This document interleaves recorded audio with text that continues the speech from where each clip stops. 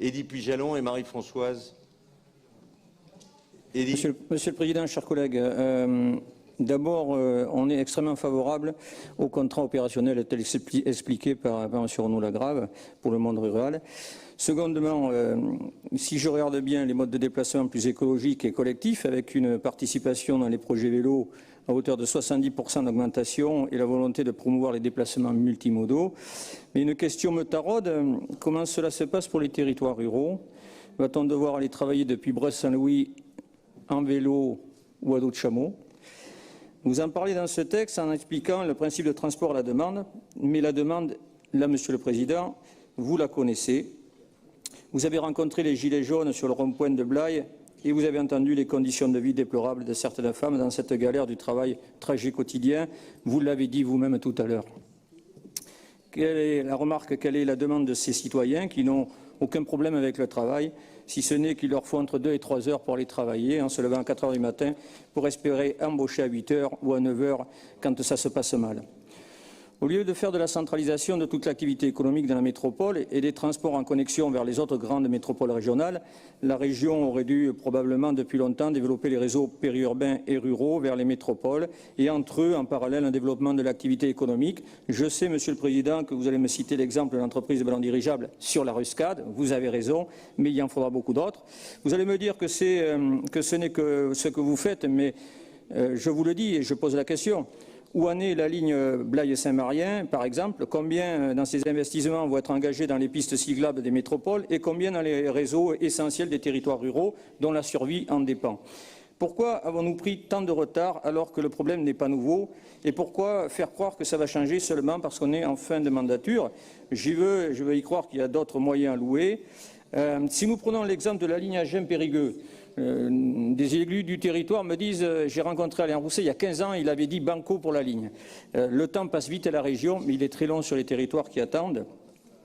Et j'ai quelques remontées du terrain, d'ailleurs sur ce sujet avec la SNCF, et à juste titre, la différence entre la SNCF qui parle de clients et de rentabilité et la région qui travaille de service aux usagers, et vous avez raison, et je m'en fais l'écho, la SNCF sur cette ligne prévoit de supprimer 3, alors M. Renaud Lagrave me dira si c'est vrai, mais mes informations me disent qu'il voudrait supprimer 3 des arrêts qui étaient prévus sur cette ligne, par exemple, sans informer les usagers, bien évidemment. Les petites gares donc seraient supprimées.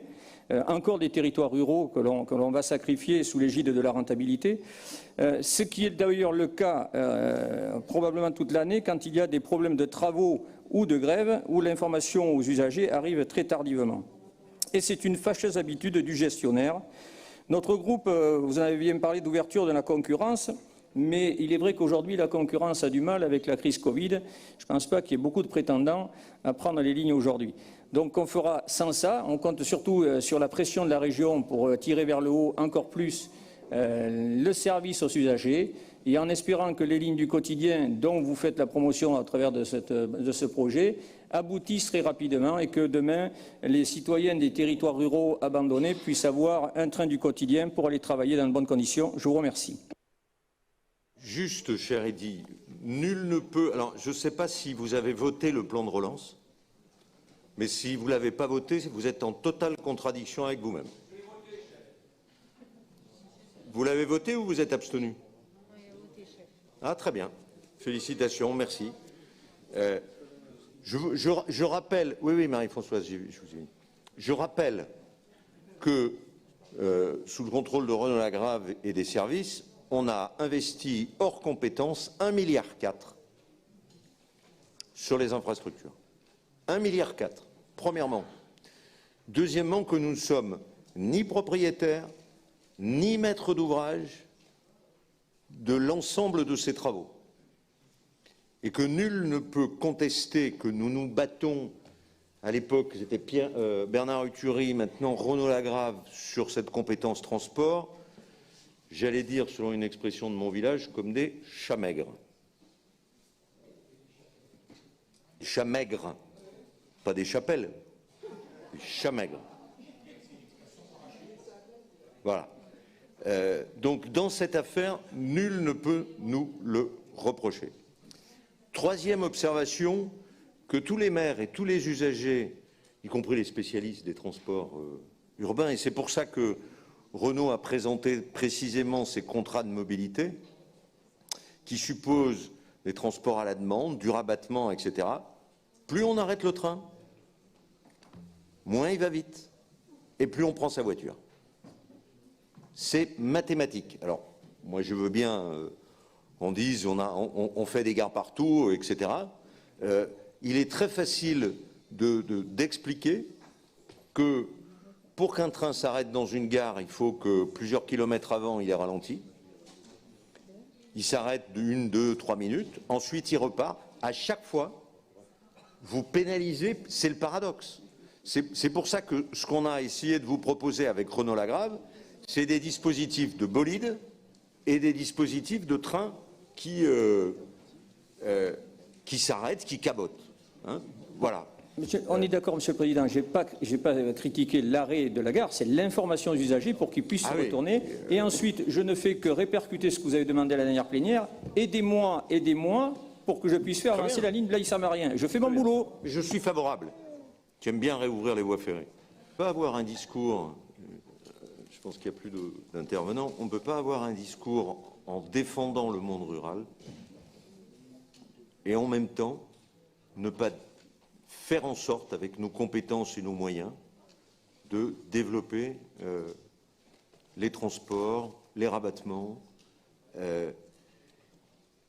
désisoler. On ne peut pas tenir dans un groupe politique en disant attention au monde rural, et dire après vous prenez une initiative, elle est très chère, je reconnais qu'elle est très chère, il faudra qu'on trouve les économies en face, parce que sinon on ne pourra pas tenir, mais on ne peut pas tenir deux discours, vous voyez ce que je veux dire? Sinon on laisse tomber le monde rural. Renaud pour répondre. Oui, Président, juste pour répondre sur quelques sujets. D'abord, M. Pujalon, juste vous indiquer que l'idée de pouvoir associer les territoires ruraux, c'est justement ces contrats opérationnels de mobilité. C'est que le souhait que nous avons, c'est qu'ils soient intégrés dans ces contrats opérationnels pour qu'on puisse travailler avec eux sur mieux de mobilité et plus de mobilité. C'est bien l'objectif que nous poursuivons. Ensuite, vous indiquez que concernant un certain nombre de territoires, et vous avez évoqué le territoire de Blaye, on est aujourd'hui en plein dans le travail autour d'une étude sur les possibilités, financées d'ailleurs en grande partie par la région, sur les possibilités, vous avez évoqué une réouverture, vous avez évoqué des BHNS, vous avez évoqué d'autres types. Bon, on est en plein dans une étude qui nous permettra de prendre des décisions dans les mois qui viennent, j'espère, et qui permettront notamment de valider des choix qui sont déjà en cours d'étude également. Je veux évoquer par exemple le travail autour du dossier du RER métropolitain qui ne porte pas bien son nom puisqu'on a commencé par des cars express, donc ce n'est pas forcément que du RER. Mais la ligne Créon-Bordeaux fonctionne très bien et parmi les autres corridors que nous étudions, il y a justement Blaye-Bordeaux en l'occurrence, qui est en cours d'étude.